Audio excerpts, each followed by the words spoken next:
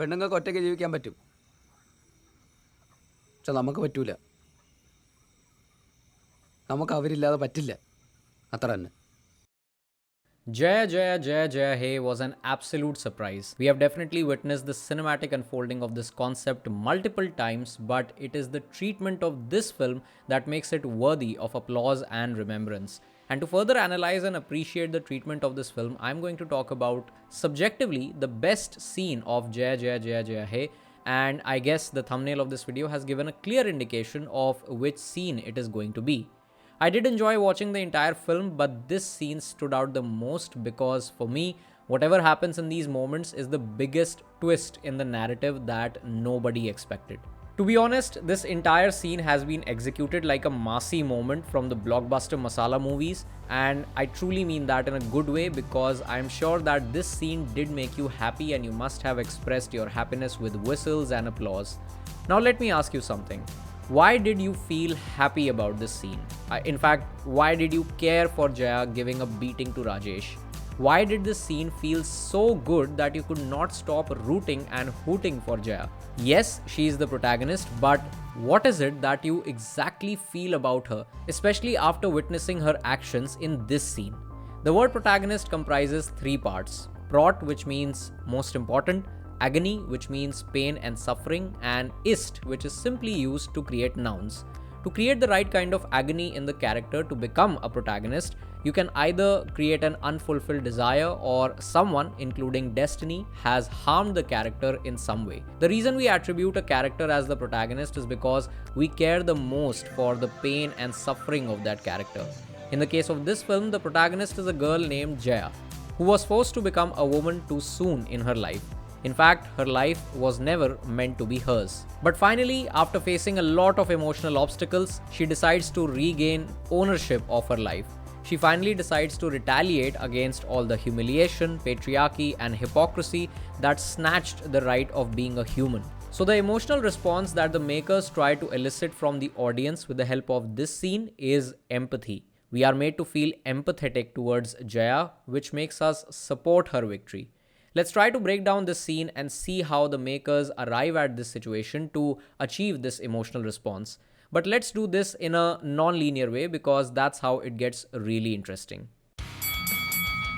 It starts from this moment when Rajesh comes back home for lunch. We have seen how he is very careful with parking his vehicle despite the narrow entrance. Jaya is lying down while using her phone and is not able to hear the sound of the vehicle. This is the second time when Rajesh sees her fiddling with the phone and he quickly removes the earphones before scolding her. As she goes in to serve lunch, Rajesh once again gets agitated and scolds her for not being aware of what happens in the house. He throws the car keys on the floor. As soon as Jaya picks them up, Rajesh once again starts lashing out at her. He tries to snatch her phone, but surprisingly, Jaya shows resistance towards his action. Rajesh's anger reaches the boiling point and he once again lifts his hand on Jaya, but very surprisingly, Jaya blocks his hand from touching her face.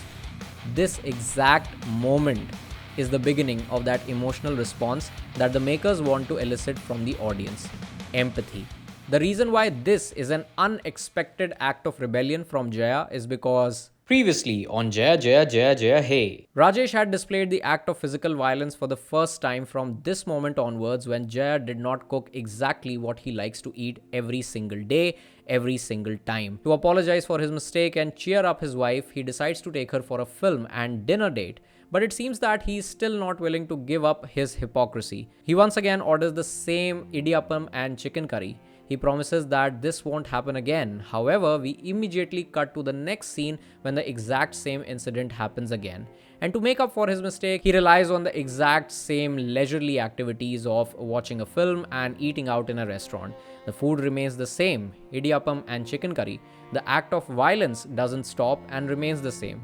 This vicious cycle of physical and emotional violence keeps mocking the very existence of Jaya in the life of Rajesh. The home, the movie theater, and the restaurant become her prisons. The food also resembles the one served in prison.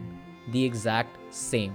Nobody is ready to help our protagonist. Her parents seem disinterested in her atrocities, her brother makes false promises of rescuing her dignity, and her in-laws are way too ignorant to lend even an ounce of emotional support. They have gotten so used to the ferocious attitude of the patriarchy that they have already surrendered their hopes of seeing a change. And it seems that Jaya has also given up hope of change. We start feeling sympathetic for the character of Jaya in this scene when she just stands up in front of Rajesh and is ready to face his unjustified fury. Rajesh lifts his hand once again and this time goes to the extent of not allowing Jaya to even wash clothes without his permission. Now think about this. Why would you ever root for a protagonist out of sympathy? We always want the protagonist to get up every time and overcome all the obstacles. In every story, we want the protagonist to take charge and change his or her situation. Yes, we do care for the pain and suffering of this character, but ultimately we want the protagonist to ease the suffering and not become a pitiful character by evoking sympathy. The protagonist is the hero of the story. But that is exactly how the makers of the film introduce the biggest twist in the narrative by instantly evoking empathy for Jaya. Till now, we are made to believe that the protagonist is unable to fight against the world. She is a weakling who is probably never getting out of her atrocious living conditions. However, a few moments later, when Jaya blocks the hand of Rajesh in this scene, the plot takes an unexpected turn. She pushes him and then kicks him so unbelievably hard that he falls straight under the aquarium table. Now let's get a little deeper frame by frame to experience how this scene has been edited to evoke empathy. When Jaya resists Rajesh from snatching her phone, we hear a piece of background music that resembles that of a shehnai that's used for weddings.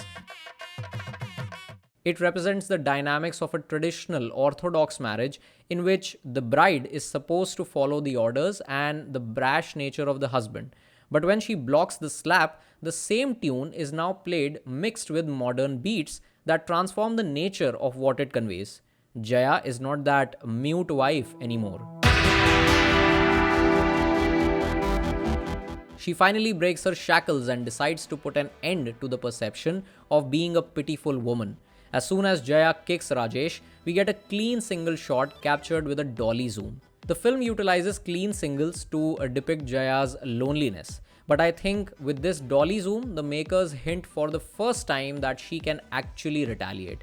She is capable beyond anyone's expectations. After this, we cut to the same shot of her sitting on the roof and using her phone. The same upbeat music continues to complement the revelation of how Jaya was actually searching for a solution to end her pain. Then we have a quick montage comprising of shots that depict her self-defense training. But notice how this training montage is also accompanied by shots like these that take us back to her childhood and remind us of the opening scene of the film. With this montage, the makers of the film are trying to portray the resolute nature of Jaya. Gone are those days when women were supposed to stay quiet and bear the pain. The music is establishing how Jaya has overcome her past traumas and is transitioning to a modern woman who knows how to respect her dignity. She is becoming an example for women who are forced to make ends meet when their husbands are sleeping. This act of retribution is also dedicated to the younger version of Jaya who could not experience the freedom that she deserved at that young age. Jaya from the future has brought a smile to Jaya in the past. We cut back to this scene and Rajesh is still stuck in his dilemma. Jaya lowers her foot and once again we see her anklets. This piece of jewelry symbolizes how the innocence and freedom of Jaya have been restored. If we talk about Rajesh, he tries to lift himself after getting an unexpected hit. And while doing that, the aquarium gets destroyed.